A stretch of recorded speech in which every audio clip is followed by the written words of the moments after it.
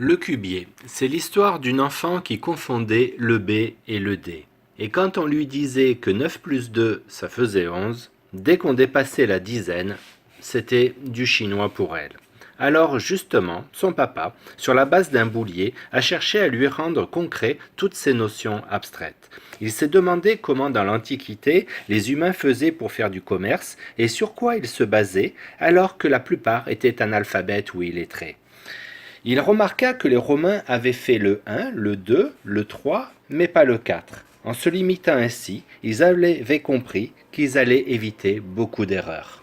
Pour calculer, on pouvait se contenter donc d'un 0, d'un 1, d'un 2 et d'un 3, de les mettre autour d'un cube, les mettre sur un axe, et pour avoir 9 unités, de les empiler 3 les uns sur les autres. Le cubier était donc né.